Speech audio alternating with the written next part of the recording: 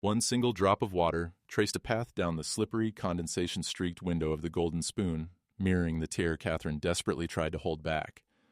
On the rain-swept streets of Boston, life continued its frenetic pace, but inside this luxury bistro, her world had come to a complete halt.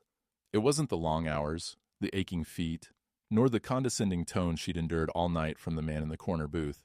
It was his final blow, a laugh, a finger pointing at her, and a derogatory remark about her worn-out shoes. What he didn't know, couldn't know, was that in 36 hours, his entire multi-million-dollar empire would depend on the judgment of the very woman he'd just publicly humiliated, and she held his application in her hands. Tuesday night's shift at the Golden Spoon was always a brutal affair. It was the unofficial start of the city's corporate week, a night where deals were sealed with $100 bottles of Cabernet and Egos served as the main course. For Catherine Kate Barlow, it was a 4-hour tightrope walk over a pit of passive aggression and privilege. That night, the rain drumming against the glass windows did nothing to cool the heated atmosphere inside. The air was thick with the aroma of truffle oil and damp wool. Kate moved through the maze of tables with practiced grace, her smile a carefully constructed mask hiding the deep weariness she felt. Each step was a silent protest from her feet, crammed into a pair of black shoes she'd owned since her freshman year of college. The soles were worn smooth, the leather scuffed and creased like a map of her struggles.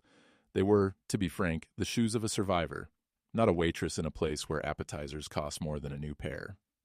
Her last table of the night was booth 4, tucked away in a secluded corner. It was occupied by a man who radiated an aura of impatient importance from the moment he walked in. He was handsome in a stern, chiseled way, with a sharp jawline, dark hair slicked back from his forehead, and eyes the color of a winter sky. He wore a bespoke suit that probably cost more than Kate's rent for an entire year. He'd spent the last 2 hours barking orders, sending back a perfectly cooked steak because it was psychologically underdone, and loudly discussing acquisitions and leveraged buyouts on his phone. His name, which she knew from the reservation, was Garrett Red from Tal Red Capital. "The check," he snapped, without looking up from his phone as Kate approached. "Of course, sir," she said in a calm, polite voice. She placed the leather folder with the check on the table. He ignored her for an entire minute, ending his call with a curt, "Make it happen. I don't care what it costs." Finally, he looked up at her, his eyes cold and dismissive. He pulled a platinum credit card from a slim wallet and dropped it into the folder. As he did so, his gaze traveled downward, from her pristine white apron to the floor. A slow, cruel smile spread across his lips. It didn't reach his eyes. "You know," he said, his voice loud enough for neighboring tables to hear, "I respect good effort, but this place has standards. Those shoes are part of a new poverty-chic uniform I wasn't aware of." The words hit Kate with the force of a physical blow. The ambient chatter around her seemed to fade. She could feel the curious, sympathetic glances of the other patrons. Her face flushed, a hot wave of shame and anger rising in her chest. She wanted to say something, to defend herself, to point out the vulgarity of his remark, but the rules of her job were clear. The customer is always right, even when he's a monster. She clenched her jaw, her knuckles white where she gripped her empty tray. "I'll process this for you, sir," she said, her voice tight. His smile widened. He leaned back, clearly enjoying her discomfort. "Don't rush on my account. Wouldn't want you to wear them out further. They look like they've been through a few wars." He let out a short, sharp laugh. A woman at the next table winced in sympathy for Kate. Kate's manager, Mr. Henderson, began moving toward the booth with a worried expression, but Kate gave him a subtle headshake. Intervening would only make the scene bigger, more humiliating. She picked up the folder and walked away, each step a testament to her self-control. Her back was straight as a rod, but inside she was crumbling. Those shoes, those ugly, battered, faithful shoes, were the ones she'd worn to her father's funeral 3 years ago. They were the shoes she wore to the hospital for an entire week when her mother had her first surgery. They were the shoes she wore to her community college classes twice a week. Determined to finish her business degree, she had to abandon when her family's life imploded. They were a symbol of everything she had endured. And this man, this stranger, had turned them into a joke. She processed his card, her hands trembling slightly. When she returned, he was back on his phone, the picture of callousness. She placed the folder back on the table with the receipt inside. "Thank you, Mr. Red. Have a good night," she murmured, her eyes fixed on a spot just above his shoulder. He didn't respond, merely shoved a few bills under the clip, an intentionally small tip, and stood, donning his expensive coat. As he passed her, he paused. "A tip," he said in a low, conspiratorial tone. Invest in yourself. Presentation isn't everything. You can't soar with eagles if you're weighed down by anchors. He gestured dismissively toward her feet before sweeping out of the restaurant, leaving stunned silence and the lingering scent of his cologne. Kate stood motionless for a moment, the insult echoing in the now silent space. The anchors. He had no idea. No idea how heavy they actually were. Mr. Henderson rushed over. Kate, are you all right? I'm so sorry. That man is unbelievable. I'm going to report this to management. Kate let out a shaky sigh. It's okay, Mr. Henderson. He's just a rich jerk having a bad day. But it wasn't okay. The humiliation felt sticky, like tar. You're a better person than I am, he said, shaking his head. Go get some rest. I'll have Jessica finish your closings. Kate nodded gratefully. She retreated to the staff room, her mask finally crumbling. She sank onto a wobbly stool, pulling off the offending shoes and massaging her aching arches. She looked at them. She had to admit they were awful, but they were hers. They were proof she was still standing, still fighting. She pulled her phone from her locker, her fingers flying across the screen, needing a distraction. She opened her email, scrolling past the junk mail, until she saw the one she'd been waiting for. It was from a recruiter at Vidian Dynamics, one of the most innovative and respected tech firms in the country. Subject: Final interview stage. Executive Assistant to the CEO. Dear Ms. Barlow, we are pleased to invite you to the final stage of the interview process for the Executive Assistant to our CEO, Ms. Audrey Chen. Your final interview is scheduled for Thursday, July 31st at 10 a.m. at our headquarters. Additionally, as part of your assessment, you will spend the preceding day, Wednesday, July 30th, shadowing the current Executive Assistant, Mr. Peterson, to gain a practical understanding of the role's demands. Please arrive at 9 a.m. sharp. You will be provided with a preliminary portfolio detailing the CEO's key appointments and critical files for that week for your review. We were all very impressed with your previous interviews and your academic background in business administration. We look forward to seeing you. Sincerely, Human Resources, Vidian Dynamics. A fragile spark of hope flickered to life inside her. This was it. This was the escape route. A real career, a chance to use her brain, not just her feet, a salary that would mean her mother could get the best care, that she could finally finish her degree, that she could buy 100 new pairs of shoes if she wanted. She took a deep, fortifying breath. Tomorrow, she thought, tomorrow I'll be Catherine Barlow, the leading candidate for a high-level executive job. Tonight, she was just a waitress in old shoes, but tomorrow was a new day. She wouldn't let the arrogant ghost of Garrett Red follow her there. She'd leave him and his insults behind in the grease-laden air of the Golden Spoon. She had no way of knowing their paths were destined to cross again much sooner and in a far more dramatic way than she could imagine. She didn't know the critical files she would be given the next morning contained the name of a man desperately seeking a partnership with Vidian Dynamics, a man whose entire company, Edelred Capital, was on the brink of collapse. A man named Garrett Red. Vidian Dynamics headquarters was a world away from the Golden Spoon. Located in the heart of the Seaport District, it was a gleaming tower of glass and steel that seemed to scrape the sky. Inside, the lobby was a cathedral of minimalist design with polished concrete floors, soaring ceilings, and a living wall of lush green foliage that infused the air with the clean scent of earth and water. It was quiet, efficient, and exuded an aura of calm, controlled power. Kate felt a nervous flutter in her stomach as she presented her ID to the receptionist. She wore her only good suit, a charcoal gray ensemble she'd bought on sale 2 years ago and saved for occasions like this. On her feet, she wore a new pair of sensible black heels, a painful $80 purchase that had eaten up most of her tips from the past 2 weeks. They were her investment in herself, a silent rebuke to Garrett Red's taunt. She was greeted by a hardened-looking man in his late 50s named Robert Peterson. He was the man she would shadow, the current executive assistant to the CEO, about to enjoy a well-deserved retirement. Catherine, good to see you again. Welcome, he said, shaking her hand warmly. His smile was kind, but his eyes were weary. Ready to dive right in? As ready as I'll ever be, Kate replied with a genuine smile. Good. Ms. Chen doesn't believe in warm-up pools. He led her through a maze of glass-walled offices and collaborative spaces to the executive floor. The views were breathtaking, a panoramic sweep of Boston Harbor and the city skyline. The CEO's office was in the very corner, a spacious light-filled room with pristine modern furniture. Ms. Chen is in a board meeting until 10, Robert explained, pointing to his own large, meticulously organized desk just outside the CEO's office. which gives us some time. Your primary task today is to observe, but to get you up to speed, I want you to familiarize yourself with the week's priority files. Ms. Chen's entire life is in these folders. She expects her executive assistant to know them front to back. He handed her a heavy leather-bound portfolio. This is your hot file. It contains everything on her immediate radar: potential partnerships, critical internal reports, personnel reviews. Your discretion is paramount. What you see in this room stays in this room. Understood? Absolutely, Kate said, her heart thrumming with a mix of excitement and awe. This was real. This was the sanctum.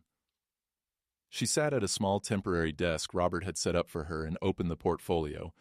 The first few tabs were internal reviews and market analyses, filled with charts and jargon she thankfully understood thanks to her business studies. She absorbed the information, taking mental notes, impressed by the scope and complexity of the operations Ms. Chen oversaw. Then she came to the tab labeled Potential Strategic Partnerships. There were 3 files inside. The first 2 were from established tech giants. The third was a thinner, more recent file. The cover page was printed on expensive, heavy bond paper, embossed with an elegant, stylized, towel-red capital proposal for strategic investment and tech integration. Kate's blood ran cold. She stared at the name, a sick feeling of dread coiling in her stomach. It couldn't be. It had to be a different company, a coincidence. Her hands trembling almost imperceptibly, she opened the file. The first page was a cover letter, and there, at the bottom, was the signature. It was bold, arrogant, and unmistakably the same name from the restaurant reservation: Garrett Red, CEO, Towel Red Capital. Attached to the proposal was his professional bio and a photograph. It was him, the same cold eyes, the same severe jawline, the same air of ruthless ambition. Kate felt the air leave her lungs. The room, moments before filled with promise, suddenly felt like a cage. She forced herself to read the executive summary. Towel Red Capital, a bold and successful venture capital firm, was seeking a massive capital injection from Vidian Dynamics in exchange for a significant equity stake. They were pitching a new AI-driven market prediction software they had developed.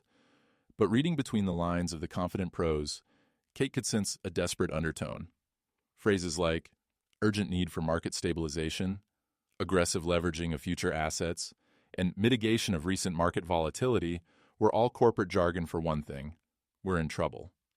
Her mind flashed back to his phone call at the restaurant. Make it happen. I don't care what it costs. He hadn't been talking about some minor deal. He had been talking about this, saving his company. A wave of dizziness washed over her. This man who had mocked her poverty, who had reduced her to a pair of old shoes, was now in a way begging her. Not her directly, of course. He was begging Ms. Chen, but Kate was the gatekeeper. She was the one holding the file. She would be the one scheduling the meetings, gathering the background, taking the notes that could make or break his future. The irony was so dense, so suffocating, she almost wanted to laugh. Robert Peterson approached, holding 2 mugs of coffee. Everything all right, Catherine? You look like you've seen a ghost. Kate snapped the file shut, her composure returning like a steel shield. No, I'm fine. Just taking in the weight of all this. It's a lot to process. It is, he said, placing a mug on her desk. That Towel Red proposal is the big one this week. Came in late Friday night. Rush job. The CEO, this Garrett Red fellow, has been calling nonstop. A bit of a bulldog, from what I gather. Ms. Chen has a preliminary meeting with him tomorrow morning, right after your final interview. Tomorrow. He would be here tomorrow. Kate took a sip of coffee, the hot liquid steadying her nerves. Her mind, sharpened by years of handling crisis after crisis, began to work. Revenge was a tempting, burning thought. She could accidentally misplace his file. She could forget to include a crucial document in Ms. Chen's notes. She could ensure his downfall with a few keystrokes. A single, subtle act of sabotage. It would be so easy. It would be justice, wouldn't it? The thought was a dark, sweet poison. But then, she looked around the office. She thought of Ms. Audrey Chen, a woman who had built an empire on integrity and brilliance. She thought of Robert Peterson's trust. She thought of the opportunity they had given her, a chance to be judged on her mind and her merit, not her footwear. If she stooped to Garrett Red's level, what would that make her? She wouldn't be proving him wrong. She'd be proving him right. That people in her position were petty, that they couldn't handle power, that they were defined by their grievances? No, She wouldn't be his victim, and she wouldn't be his executioner. She would be a professional. She would be Catherine Barlow, the best executive assistant Vidian Dynamics had ever seen, and she would handle Garrett Red's file with meticulous, unimpeachable professionalism. His proposal would succeed or fail on its own merits, not because of her. That, she decided, was the ultimate power. To hold someone's fate in your hands and choose impartiality, to soar with eagles, not by pushing someone else out of the nest, but by proving you belonged there all along. With newfound resolve, she opened his file again. This time, she wasn't reading it as a scorned waitress. She was reading it as an analyst, her brain dissecting every claim, every projection, every hidden weakness. She noticed the aggressive revenue forecasts, the glossing over of 2 key engineers who had recently left their firm, the lack of a robust contingency plan if the Vidian deal didn't go through. She began to type, creating a concise summary for Ms. Chen. She listed the strengths of the proposal, and then calmly, factually, listed its weaknesses and potential points of inquiry. She wasn't adding opinions or emotions, she was simply presenting the unvarnished facts. She had no idea that this very act of professionalism would become a far more potent weapon than any petty revenge she could have conceived. Garrett Red entered the Vidian Dynamics lobby like a conquering general striding into a newly captured city. His confidence was a tangible force, an invisible armor forged in years of boardroom battles and ruthless negotiations. He was on edge. Yes, the fate of Tal Red Capital hinged on the next few hours, but he channeled that anxiety into an even sharper, more intimidating persona. His meeting was with Audrey Chen, a legend in the tech world, but first he had a preliminary meeting, as her assistant had called it, to go over the agenda, a formality. He expected to deal with some career secretary, a relic of a bygone era he could easily charm or railroad. He was escorted to the executive floor and led to the waiting area outside the CEO's office. A man in his late 50s with kind eyes greeted him. "Mr. Red, thanks for coming. I'm Robert Peterson, Ms. Chen's executive assistant." "Peterson, pleased to meet you," Garrett said, giving him a firm, brief handshake. "Is Ms. Chen ready?" "She's just finishing up a call. She'll be with you in a moment. In the meantime, I'd like to introduce you to Catherine Barlow. She's a candidate for my position and will be present and taking notes today as part of her final evaluation." Robert gestured toward the small desk where Kate was sitting. "Catherine, this is Mr. Garrett Red." Kate slowly rose, her heart hammering against her ribs like a trapped bird. She had rehearsed this moment 100 times in her head, but the reality was still a shock to her system. She smoothed her suit jacket, lifted her chin, and met his gaze. For a split second, Garrett's professional, polished smile remained plastered on his face. Then his eyes registered her. Not just as some woman, but as the woman, the waitress, the one with the shoes. The color drained from his face. It was a fascinating, terrifying sight. The armor of his confidence didn't just crack, it shattered into a million pieces. His jaw went slack. His eyes widened in disbelief, and a flicker of pure panic crossed his features before he managed to rein it in. He looked from her professional suit to her intelligent, inscrutable expression, and then involuntarily, his gaze dropped to her feet, to the new, polished professional heels. He looked as if he had seen a ghost who had then stolen his wallet. "You," he whispered, barely audible. Kate extended a cool, steady hand. "Mr. Red, it's a pleasure to see you again," she said. Her voice was the epitome of professional calm. There was no trace of sarcasm, no glint of triumph in her eyes, just polite, detached courtesy. This unnerved him more than any overt hostility. He stared at her outstretched hand as if it were a snake. After an instant that stretched into eternity, he took it. Her grip was firm and brief. His was clammy. I don't understand," he stammered, his mind scrambling to reconcile the two images of this woman, the humiliated waitress in a cheap bistro and the poised executive candidate at a billion-dollar firm. "Ms. Barlow is the leading candidate to replace me when I retire next month," Robert supplied, oblivious to the drama unfolding before him. "Her credentials are quite remarkable. She was top of her class in business administration at Boston College before, well, her record speaks for itself. We're very lucky to have her." Every word from Robert was another nail in the coffin of Garrett's composure. Top of her class, business administration. So she wasn't just some woman, she was educated. She understood his world, which meant she understood exactly what she had seen in his proposal. She understood his desperation. "I see," Garrett said, his voice tight. He cleared his throat, trying to regain some control. My apologies. You just look familiar. I must have mistaken you for someone else. It was a weak, transparent lie, and they both knew it. A common mistake, Kate replied smoothly, withdrawing her hand. Now, if you'll excuse me, I need to prepare Ms. Chin's notes for your meeting. She turned and walked back to her desk, with a silent dignity that was more damning than any accusation. She picked up a folder, his folder, and began reviewing her notes, her expression focused and intense. Garrett stood frozen, watching her. The world had tilted on its axis. The power dynamic he relied on, the one where he was always at the top, had inverted with dizzying speed. Not only was he dealing with a CEO, he was now dealing with a witness to his own boorishness, a woman who now stood as the gatekeeper to his salvation. He had to fix this, he had to apologize, he had to neutralize the threat. While Robert was momentarily distracted by a call, Garrett quickly approached her desk. Listen, he said in a low, urgent voice. Ms. Barlow, Catherine, about the other night, I was completely out of line. I'd had a terrible day, pressure from all sides. It's no excuse, but it's context. I'm profoundly sorry, I truly am. Kate looked up from the file, her eyes cold and analytical. She wasn't looking at him as a man apologizing. She was looking at him as a variable, a risk factor.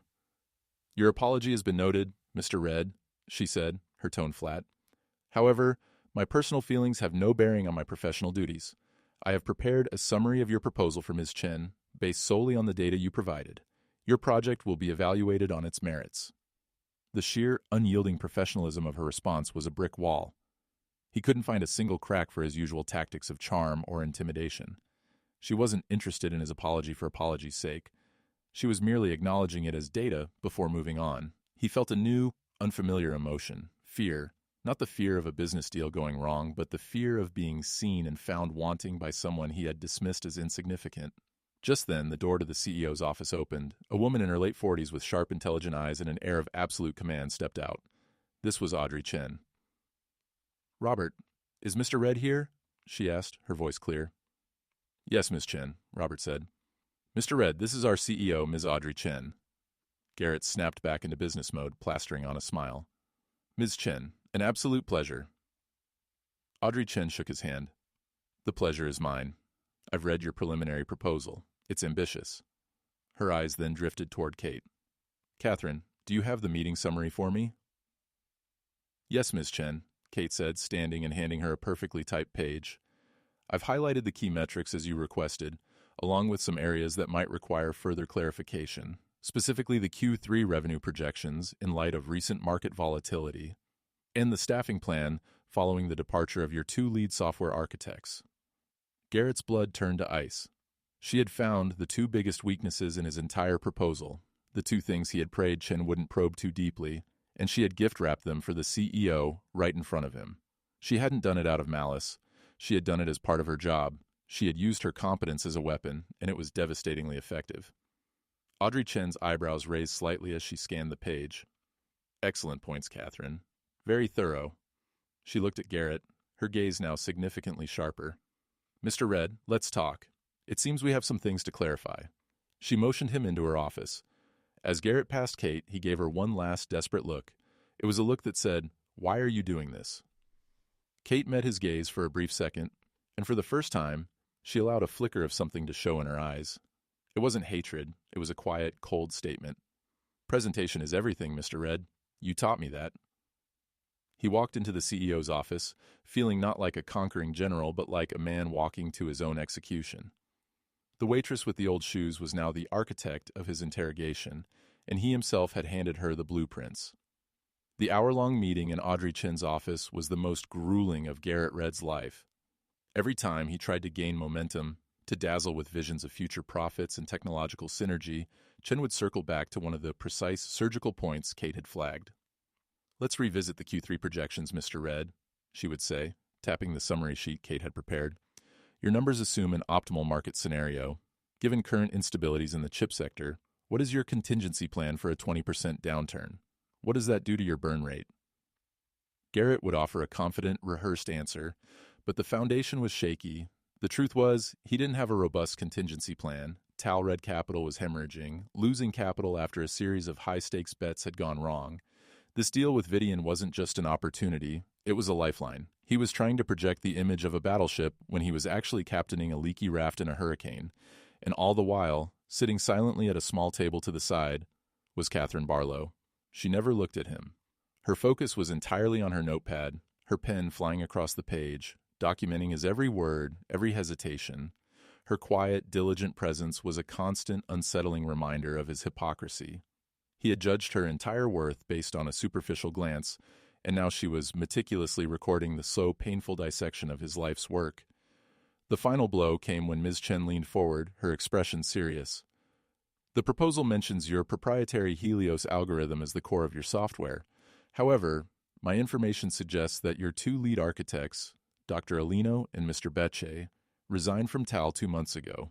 Who is leading the technical development now? Garrett froze. This was the weak point he had tried to bury on page 47 of the technical appendix. The fact that Kate had not only found it but flagged it as a primary concern was a testament to her terrifying competence. We have a highly capable team who has seamlessly taken over the project, he said, the lie tasting like ashes in his mouth. In truth, the new team was struggling to decipher the complex code left behind, and progress had stalled entirely. I see, Ms. Chen said, though her tone made it clear she did not believe him. Well, Mr. Red, you've given us a lot to think about. We'll be in touch. It was the classic corporate brush-off, the kiss of death. Garrett walked out of the Vidian building feeling hollow. The city lights seemed to mock him. He climbed into a chauffeured car and sank into the leather seat, loosening his tie. He wasn't just losing a deal, he was facing ruin. Word of Vidian's rejection would leak, his investors would panic, and the sharks circling him, led by his arch-rival, the ruthless corporate raider Dominic Shaw, would move in for the kill. Shaw had been trying to orchestrate a hostile takeover of TAL for months, and this failure would be the opening he needed. His mind kept returning to Kate, to the quiet power she wielded. It was a power he didn't understand. It wasn't based on money or fear, but on dignity and intellect. He had tried to shame her, and in return, she had merely held a mirror up to his own inadequacies. Desperate, he decided on a new tactic. If he couldn't intimidate her, perhaps he could buy her. That night, a messenger delivered a package to the Golden Spoon addressed to Catherine Barlow. Inside was a gift box from a high-end designer shoe store. Wrapped in tissue paper was a pair of elegant, expensive Italian leather heels. With them was a handwritten note on his personal stationery. Ms. Barlow, a small gesture to reiterate my sincerest apologies for my unforgivable behavior. I hope you can accept this as an olive branch. Sincerely, Garrett Red. The next morning, Kate arrived at Vidian Dynamics for her final interview. She was carrying the shoebox. She found Robert Peterson at his desk. Robert, she said calmly, last night I was delivered a package that I believe constitutes an inappropriate attempt to influence a business matter. It's from Mr. Red. Robert's friendly face hardened. Let me see. Kate opened the box. Robert looked at the shoes, then the note. He let out a low whistle. My word, the man has the subtlety of a jackhammer. He looked at Kate with new respect. You did well to bring this to me immediately. This is exactly the kind of ethical violation Ms. Chen despises. You did the right thing, Catherine. He took the box. I'll handle this. You go and prepare for your interview. And don't worry, this only reflects poorly on him, not on you. In fact, it does quite the opposite. Kate's final interview was with Audrey Chen herself. They didn't talk much about her resume. Ms. Chen had already seen what she needed to see. Audrey began, Catherine, with a direct, piercing gaze. Yesterday, you were handed a file concerning a man who, the night before, had personally insulted you. You had the power to bury his proposal. Instead, you analyzed it with perfect objectivity and identified its critical flaws. Then, when he attempted to bribe you, you reported it immediately. Why? Kate took a breath.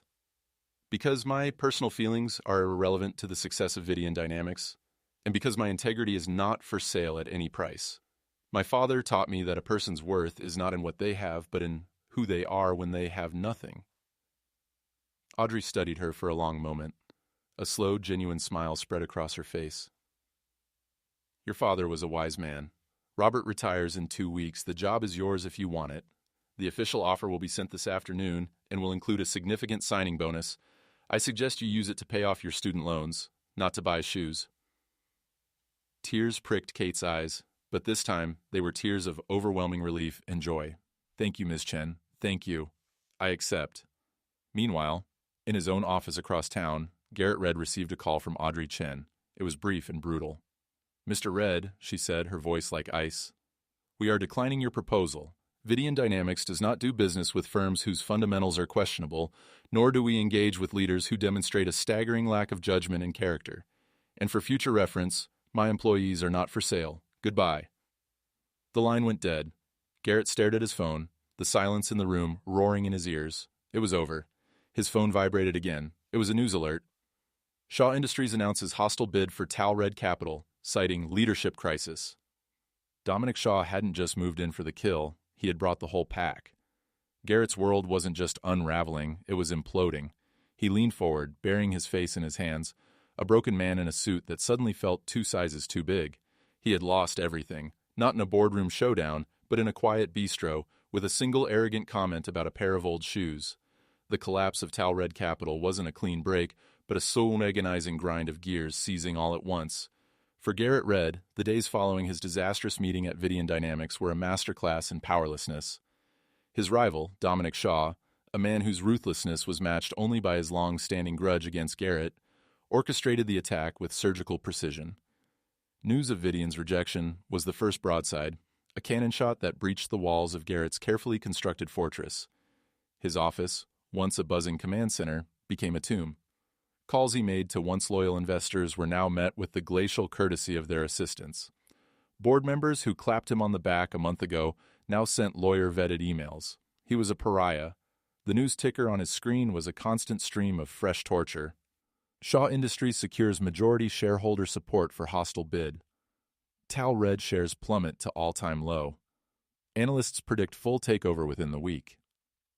He spent his last day in a haze watching Shaw's transition team, a group of smug young men in sharp suits, invade the floor, tagging furniture and packing files. They moved around him as if he were a ghost, a relic of a vanished regime. His authority had evaporated. He was nothing. The final indignity was a brief, sterile meeting where he was forced to sign over control. The pen felt like it weighed 1,000 pounds.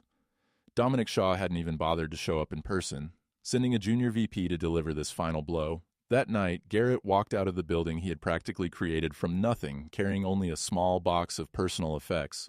The Boston city lights, which always seemed to pulse with the rhythm of his own ambition, now felt alien and mocking. He got into his car, one of the last assets not yet repossessed, and drove aimlessly, the engine a low thrum against the roar of silence in his head. He was a failure. The word echoed in the empty space beside him. He had sacrificed everything for his company, friendships, family, his own moral compass. And for what? To be unceremoniously dismantled by a man he had wronged years ago. It was a bitter karmic justice. His hands tightened on the steering wheel as his aimless drive led him, as if by a grim, magnetic pull, to Boylston Street.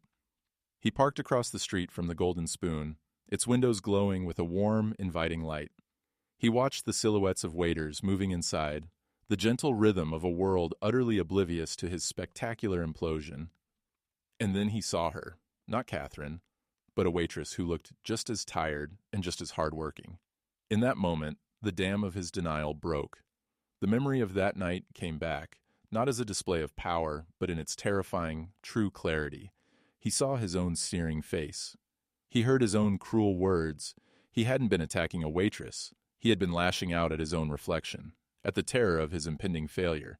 He had seen a person working an honest job to make ends meet, and the sight of her simple, worn dignity had been an unbearable affront to his own gilded, empty existence. He had tried to tarnish her image because his own soul was already corroded.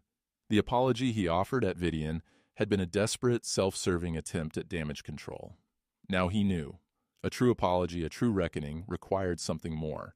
It required him to have nothing left to gain. And now, finally, he had nothing. As Garrett's world ended, Kate's was just beginning. Her first week at Vidian Dynamics was an immersion into a life she had only dreamed of. The work was challenging, demanding a level of focus and strategic thinking that left her feeling energized instead of depleted. Audrey Chen was a formidable boss, but also a mentor, recognizing and nurturing Kate's sharp intellect. For the first time since her father's illness, Kate felt like she was building something, not just surviving. The biggest change, however, was a quiet, internal one. 2 days after she started, Vidian's signing bonus landed in her bank account. The number was so large it seemed unreal. She sat at her small kitchen table with her laptop open and stared at the screen for a long time. Then, with trembling fingers, she navigated to the hospital's billing portal. She typed in the account number for her father's outstanding medical debt, a number she knew by heart, a number that had haunted her sleep for 3 years. She entered the full amount, took a deep, shaky breath, and clicked Submit Payment. The confirmation screen popped up. Your payment has been processed. Your balance is 0. A sob escaped her lips, raw and cathartic. She felt as though a physical chain that had been wrapped around her chest had just snapped. It was the debt, yes, but it was more than that. It was the weight of powerlessness, of constant worry, of the fight her family had lost. She couldn't bring her father back, but she had honored his memory. She had cleared his name from the ledger of debt. She was free. That evening, as she left the Vidian Tower, the lightness still uplifting her spirits, she saw him. He was standing near the curb under the cold glow of a street lamp, a solitary figure adrift in the river of evening commuters. Garrett Red looked utterly transformed. The sharp edges of his arrogance had been sanded away, leaving behind something raw and fragile. His suit, though still expensive, was rumpled, and the shadows under his eyes spoke of countless sleepless nights. The titan of industry was gone. In his place was only a lost, exhausted man. A pang of apprehension shot through Kate, a primal fight-or-flight instinct, but it vanished as quickly as it came. He was not a threat. The power dynamic had reversed so completely that she felt an unexpected touch of something that wasn't exactly pity, but a solemn recognition of his downfall. She could have turned around and walked the other way, and no one would have blamed her, but her father had also taught her about grace. She stopped. "Mr. Red," she said, her voice maintaining a professional distance. He startled as if waking from a dream. "Catherine," he said, his voice hoarse and low. He took a hesitant step forward. "I know I have no right to speak to you, but I couldn't. I had to. I'm not here to ask for anything. It's too late for that anyway." He gave a short, bitter laugh. "I lost my company. Shaw has won. It's all over." He looked down at the cracks in the sidewalk, anywhere but at her. "I'm not here for that. I'm here to properly apologize, this time with no agenda, nothing left for me to gain." He finally forced himself to meet her gaze, and in his eyes she saw none of the cold calculation from before. There was only a vast, desolate landscape of regret. "That night at the restaurant, what I did wasn't about you or your shoes. It was about me. I was standing on a cliff, and the ground was crumbling beneath my feet. I was terrified, and the only way I knew how to feel powerful was by making someone else feel small. It was the act of a coward, a despicable, pathetic, cowardly act." He paused, struggling for the words. "I saw someone working an honest job with a dignity I hadn't felt in years, and I hated it because it was real, and I wasn't. There's no excuse for that. None. I am truly, deeply sorry for the insult, for the humiliation I caused you, for everything." Kate listened, her expression inscrutable. She thought of the woman in the old shoes standing in that restaurant, feeling the sting of hundreds of eyes. She thought of the woman who had paid off her family's debt just hours ago. They felt like two different people, and yet both were her. "The shoes I sent," he continued, shaking his head in self-loathing. "What an arrogant idiot. I still thought I could just write a check and buy my way out of being a terrible human being. You were right to report me. It was the most honest thing anyone had done to me in a decade. You didn't seek revenge. You just held up a mirror, and I was horrified by what I saw." A long silence stretched between them, the city's murmur a distant backdrop to the quiet confession. "Why are you telling me this now?" Kate asked softly. "Because I need you to know," he said, his voice thick with emotion. "You didn't just get a job. You taught me a lesson I was too arrogant to learn any other way. That strength isn't about the size of your bank account or how loud you can shout. It's about integrity. It's about holding on to your decency when it would be so much easier to let go. You had the power to destroy my last chance out of pure spite, and you didn't. You were a professional. In the end, I wasn't brought down by a rival or a bad market. I was brought down by my own character." He reached into his coat pocket and pulled out a simple, sealed envelope. He didn't try to hand it to her, but instead placed it on the wide stone ledge of a planter beside him. "This isn't for you," he said quickly, seeing a flicker of rejection in her eyes. "It's not a bribe. It's a penance. I did some digging. I found out about your father, the hospital he was at. Their oncology wing is trying to raise funds for a new patient transport vehicle. I sold my car this morning. This is the check. It's made out to the hospital, and it's anonymous. I don't want any credit. I just want to do one thing right. He gave her one last, tired, respectful nod. Good luck in your new role, Catherine. You've more than earned it. With that, he turned and walked away, his shoulders slumped, blending into the evening crowd. He didn't look back. He was no longer Garrett Red, CEO. He was just a man walking home, facing the long, arduous task of learning to live with himself. Kate stood alone for a long time, looking at the envelope. She felt no triumph, no pity, no anger, just a deep sense of closure. She picked up the envelope. Her name wasn't on it. It had nothing to do with her. It was a transaction between a man and his conscience. She walked to the corner and dropped it into a public mailbox, the soft thud as it fell inside, marking a definitive end to the chapter. Her reward wasn't in his downfall or his donation. Her reward was her life. It was the quiet confidence with which she entered Vidian's gleaming lobby the next morning, the respect in her colleagues' eyes, the challenging work waiting for her at her desk. Late that night, while putting away laundry, she found the old shoes tucked away in the back of her closet. She picked them up, the worn leather soft in her hands. She thought about throwing them out, but she couldn't. They were no longer a symbol of her struggle. They were a monument to it. They were proof that sometimes the most powerful thing a person can do is simply endure, to keep walking with quiet integrity, until they finally walk out of the darkness and into the life they were always meant to have. That's the story of Catherine and Garrett. It's a powerful reminder that our true character is revealed not in our moments of triumph, but in how we treat those we have no reason to impress. Garrett thought power was in his bank account and his title, but he learned that real power lies in dignity, integrity, and the quiet courage to be a good person, even when no one is watching. Catherine didn't need revenge. Her success, earned through her own merit and unwavering professionalism, was the ultimate vindication. This story shows us that you can't judge a book by its cover or a person by their shoes, because you never know when the person you look down on might be the one holding your future in their hands. What are your thoughts on Catherine's final decision? Was it justice? Was it mercy? Let me know your thoughts in the comments below, and if this story resonated with you, please like this video, share it with someone who needs to hear it, and be sure to subscribe to Stories of Black Women for more real-life stories that make you think. Thanks for listening.